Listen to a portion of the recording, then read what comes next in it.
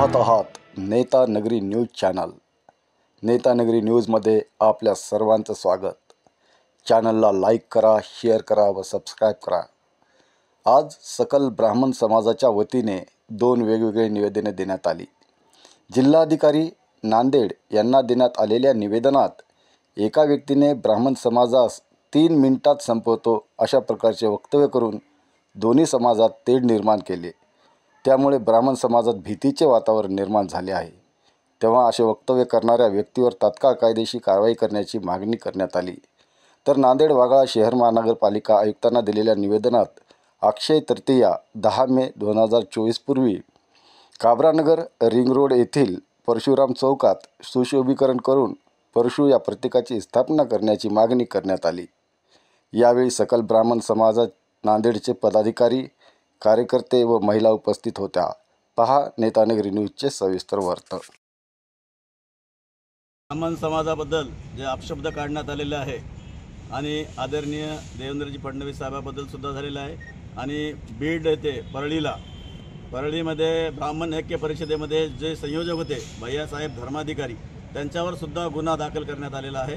तसेच केतकीताई चितळेवर पण गुन्हा दाखल केलेला आहे। त्याच्या निषेधात आज नांदेड जिल्ह्यातील सकल ब्राह्मण समाज हा एकत्रित येऊन सगळ्यांना निवेदन देत आहे आणि अशा घटना पुढे होऊ नये आणि ज्यांनी या केल्या त्यांच्यावर तातडीने कारवाई करण्यात यावी या अनुषंगाने हा सर्व सकल ब्राह्मण समाज नांदेड जिल्ह्यातला एकत्रित येऊन निवेदन देत आहे। जय परशुराम।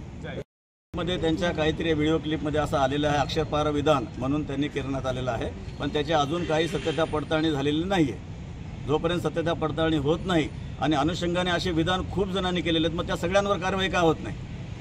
ज्या व्यक्तींनी असे घाण शब्द वापरलेले आहेत किंवा जातीबद्दल किंवा समाजाबद्दल तेढ निर्माण झाला असेल त्या सर्वांवर कारवाई करा। मग फक्त ब्राह्मण समाजावर का गुन्हा दाखल करा आणि ऑलरेडी त्याला गुन्हा एक दाखल झालेला आहे आणि जे आहेत आमच्या बाजीरावजी धर्माधिकारी यांच्यावरचा आणि केतकीताईचा गुन्हा तात्काळ वापस घ्यावा ही आमची मागणी आहे आणि लवकरात लवकर शासन त्याची दखल घेईल, नाही तर सर्व महाराष्ट्रभर सकल ब्राह्मण समाज हा आंदोलनासाठी उतरणार आहे। आम्ही सकल नांदेड जिल्ह्याच्या ब्राह्मण समाजातर्फे परशुराम चौकाच्या सुशोभीकरणाची मागणी इथं करण्यात आलेली आहे। गेल्या 20 ते 25 वर्षापासून भगवान परशुरामाच्या सुशोभीकरणाबद्दल अतिशय निष्क्रियता इथं दाखवण्यात आलेली आहे। आमचे समाज हा आमच्याच पैशाने तिथे पाटीला रंगवणे, साफसफाई करणे हा विषय आहे।